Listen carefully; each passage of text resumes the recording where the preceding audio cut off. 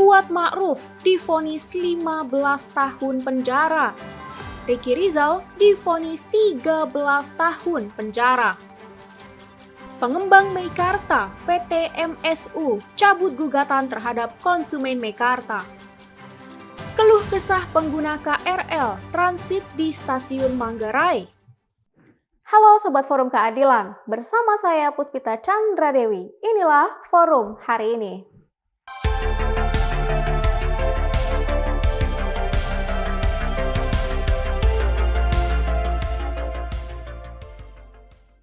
Kuat Ma'ruf dan Ricky Rizal terdakwa kasus pembunuhan berencana terhadap Brigadir Yosua Huta Barat jalani pembacaan vonisnya di Pengadilan Negeri Jakarta Selatan. Majelis Hakim menjatuhkan vonis hukuman 15 tahun penjara untuk Kuat Ma'ruf dan 13 tahun penjara untuk Ricky Rizal. Dengan pidana penjara selama 15 tahun. Kuat Ma'ruf terdakwa kasus pembunuhan berencana terhadap Brigadir Nofriansyah Yosua Huta Barat divonis hukuman 15 tahun penjara. Majelis Hakim yang dipimpin oleh Wahyu Iman Santoso menjatuhkan vonis 15 tahun penjara tersebut dalam persidangan yang digelar di Pengadilan Negeri Jakarta Selatan pada Selasa 14 Februari 2023. Kuat Ma'ruf terbukti secara sah dan meyakinkan bersalah karena turut serta melakukan pembunuhan berencana terhadap Brigadir J. Kuat Ma'ruf dinyatakan terbukti melanggar pasal 340 KUHP, junto pasal 55 ayat 1 ke 1 KUHP. Ma'ruf telah terbukti secara sah dan meyakinkan bersalah melakukan tindak pidana turut serta melakukan tindak pidana pembunuhan berencana. Menjatuhkan pidana terhadap terdakwa Kuat Ma'ruf dengan pidana penjara selama 15 tahun. Putusan yang dijatuhkan Majelis Hakim ini lebih berat daripada tuntutan jaksa penuntut umum, yakni hukuman 8 tahun penjara. Menjatuhkan pidana terhadap terdakwa tersebut dengan pidana penjara selama 13 tahun. Ricky Rizal Wibowo alias Bribka RR terdakwa kasus pembunuhan berencana terhadap Brigadir Nofriansyah Yosua Huta Barat divonis hukuman 13 tahun penjara.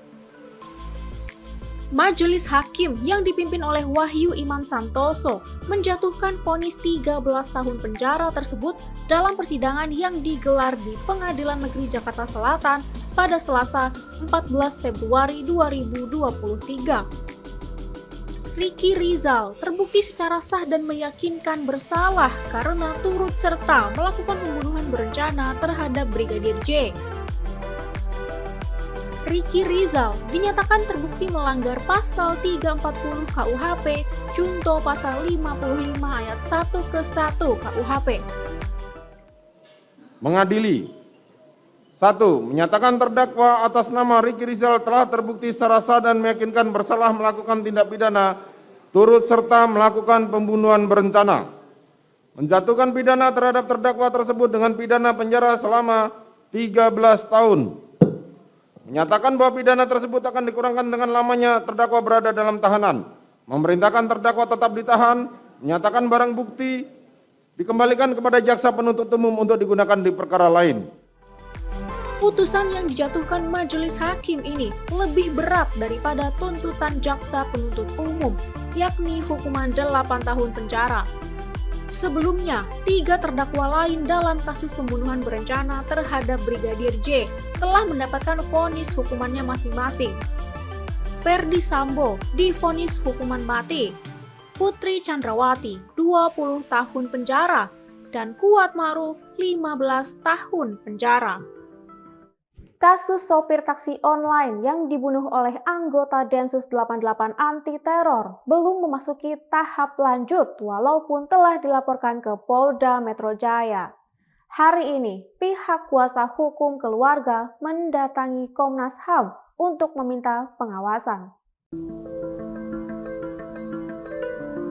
Kuasa hukum keluarga sopir taksi online Sony Rizal Taihitu korban pembunuhan oleh anggota Densus 88 Anti Teror Bribka HS mendatangi Komnas HAM pada Selasa 14 Februari 2023. Junri R bersama istri korban dan beberapa kerabat korban datang ke Komnas HAM Menteng, Jakarta Pusat sekitar pukul 10.20 waktu Indonesia Barat. Junri mengatakan mereka telah melaporkan kasus ini ke Polda Metro Jaya, namun belum ada perkembangan lebih lanjut. Pihak keluarga dan kuasa hukum belum mendapat perkembangan terkait dengan kelanjutan pengaduan, terutama masalah penyidikan seperti rencana rekonstruksi, hasil surat pemberitahuan perkembangan hasil penyidikan atau SP2HP, dan informasi lain. Jadi oleh karena itu kami akan melakukan pengaduan, termasuk nanti kami sedang siapkan surat ke Presiden, termasuk ke Menko Polhukam dan Pak Kapolri.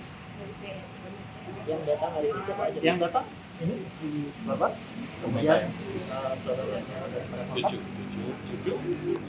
saudara. Pihak keluarga dan kuasa hukum berharap korban mendapatkan keadilan karena menurut mereka peristiwa ini telah menyangkut pelanggaran hak asasi manusia.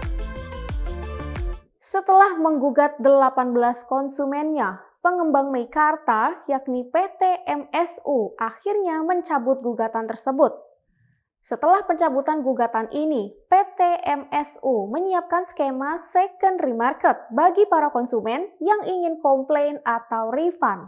Pengembang Meikarta yakni PT Mahkota Sentosa Utama mencabut gugatan senilai 56 miliar rupiah ke 18 konsumennya. Sebanyak 18 konsumen Meikarta yang digugat oleh PT MSU adalah konsumen yang tergabung dalam Perkumpulan Komunitas Peduli Konsumen Meikarta atau PKPKM. Informasi ini disampaikan oleh Ketut Budi Wijaya, Presiden Direktur PT Lipo Cikarang Tbk, dalam rapat dengar pendapat umum dengan Komisi 6 DPR RI di Kompleks Parlemen Jakarta pada Senin 13 Februari 2023. Ketut Budi Wijaya mengatakan pihaknya telah memerintahkan PT MSU untuk mencabut gugatan dan telah menerima surat pencabutan gugatan pada Senin 13 Februari pagi. Mohon maaf Pak anggota Dewan, kalau soal ini pencabutan tuntutan kan yang dimaksud Pak anggota Dewan?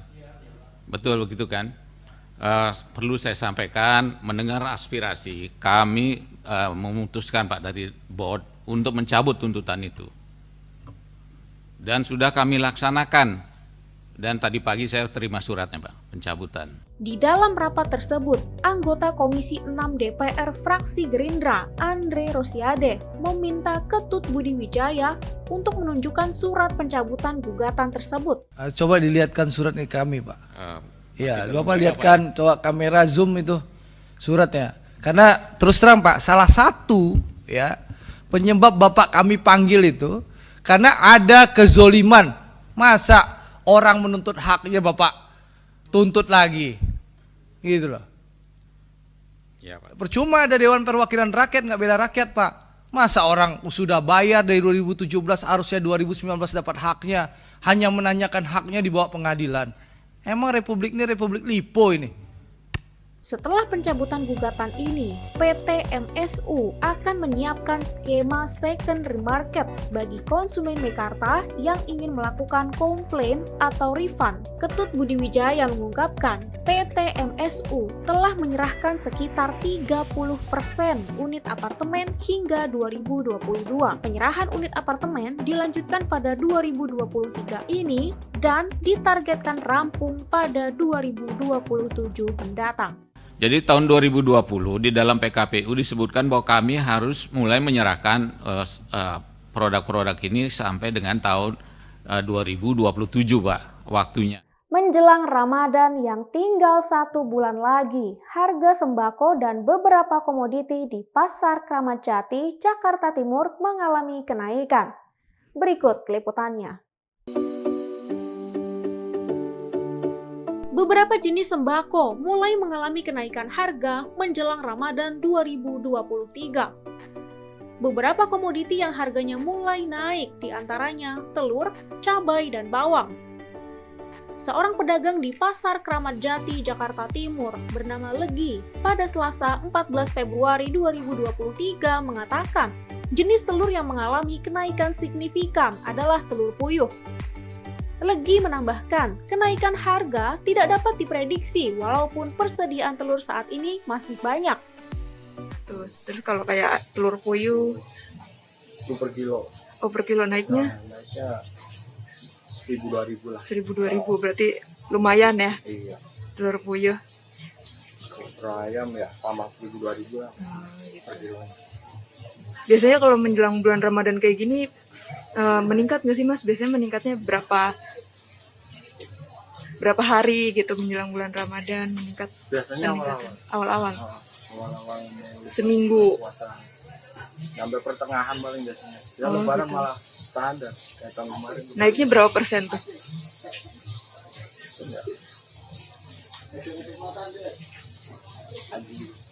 Jauh enggak? Ya 5, enggak nyampe 5, paling 3%-an.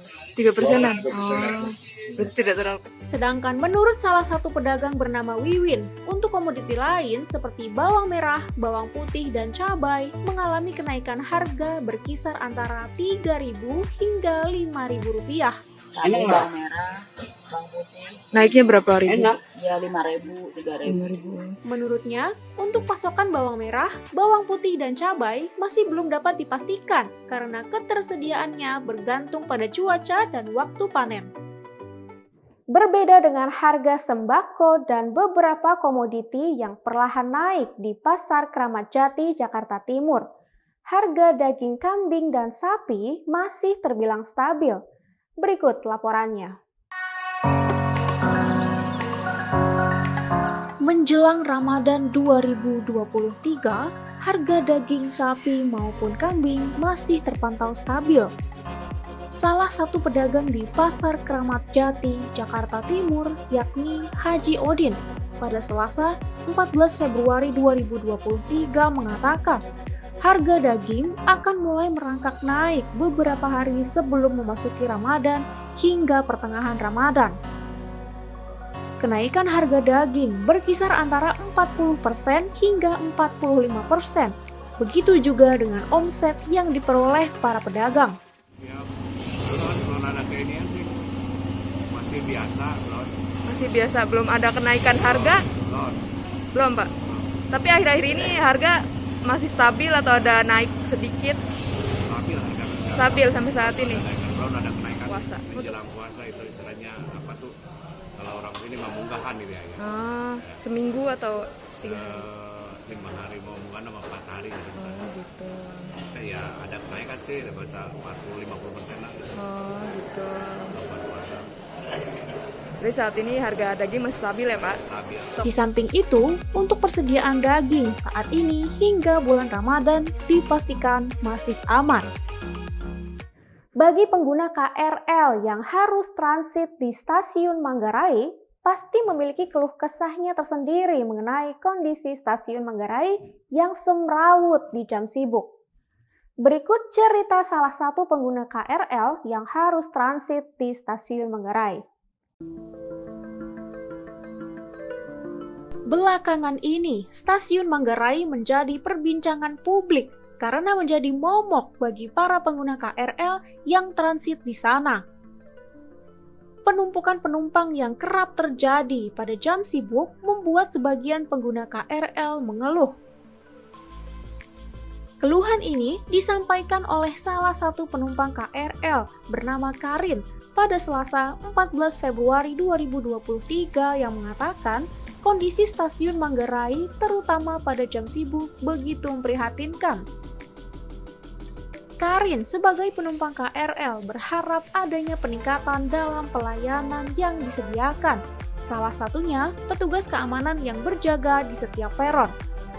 Selain itu, dia mengharapkan adanya penambahan tangga untuk lalu lalang penumpang agar dapat mengurangi desak-desakan antara penumpang ketika hendak berganti kereta. Ya, kalau transit di Manggarai terutama jam-jam krusial ya, pagi maupun pulang kerja lah, jam pulang kerja itu menurut saya masih sangat memprihatinkan ya, karena kita harus benar-benar desek-desekan, rebut-rebutan buat dapat bisa naik kereta. Apalagi pas kita udah naik keretanya itu kayak itu benar-benar cukup kayak sampai desek-desekan gitu loh Mas. Jadi menurut saya sih lebih diperhatiin aja sih buat pelayanannya, terus fasilitasnya. Pelayanan dalam arti kalau kita masuk itu ya paling enggak adalah setiap di gerbongnya itu ada yang security-nya biar kita tuh nggak desek-desekan gitu loh. Takutnya kan salah peron itu kan agak lebar. Takut jatuh. Nah ya takutnya jatuh. Nah tangga perlu dibanyakin lagi sih menurut saya, karena agak ini juga repot kalau kita naik tangga maupun turun tangga tapi dengan kondisi terburu-buru gitu ya. Iya. Mungkinnya kita santai, cuman belakang kita kan punya urusan gitu ya, jadi kadang kita ikutnya juga keburu-buru gitu, takut jatuh juga sih. Lebih dilebarin aja. Walaupun terdapat keluhan tentang semrawutnya stasiun Manggarai, fasilitas umum yang tersedia seperti musola, toilet, tempat pengisian daya ponsel, hingga lift memiliki kondisi dan fungsi yang baik. Perkembangan pencarian pilot pesawat Susi Air belum mendapatkan titik terang. Walaupun pilot Susi Air telah dipastikan bersama KKB di bawah pimpinan Egyanus Kagoya, namun keberadaannya masih terbilang abu-abu. Kapolda Papua, Irjen Pol Matius Fahiri, memastikan pilot Susi Air saat ini bersama dengan kelompok kriminal bersenjata pimpinan Panglima Brigjen Egyanus Kagoya. Pilot pesawat Susi Air, Philip Mark Martens, saat ini masih berada di Paro, Kabupaten Duga, Papua Pegunungan. Kapolda Papua pada Selasa 14 Februari 2023 mengatakan, walaupun Philip dipastikan bersama KKB tersebut, pihaknya belum dapat memastikan lokasi keberadaannya. Mereka masih menunggu laporan dari tim yang diturunkan oleh penjabat Bupati Duga ke Paro. Pemkab Duga juga ditugaskan untuk berkomunikasi dengan semua pihak untuk mengetahui alasan Egyanus Kagoya melakukan hal tersebut. Operasi penyelamatan pilot pesawat Susi Air harus ekstra hati-hati demi keselamatan pilot tersebut. Sepekan pasca gempa magnitudo 7,7 di Turki dan Suriah, korban tewas masih terus bertambah. Hingga Selasa 14 Februari 2023, korban tewas mencapai 37.343 jiwa. Korban tewas gempa magnitudo 7,7 di Turki dan Suriah per Selasa 14 Februari 2023 mencapai 37.343 jiwa. Total korban tewas di Turki mencapai 31.643 orang, sedangkan di Suriah mencapai 5.714 orang. Sepekan setelah peristiwa gempa dahsyat itu, tim SAR dan relawan masih melakukan pencarian dan penyelamatan korban. Menteri Lingkungan Turki melaporkan setidaknya 24.921 bangunan di selatan dan tenggara Turki mengalami kerusakan bahkan roboh akibat gempa itu. Jumlah korban tewas diperkirakan masih akan terus bertambah karena proses pencarian masih belum menjangkau ke seluruh wilayah Turki dan Suriah. Demikian forum hari ini. Saya Puspita Chandra Dewi, sampai jumpa.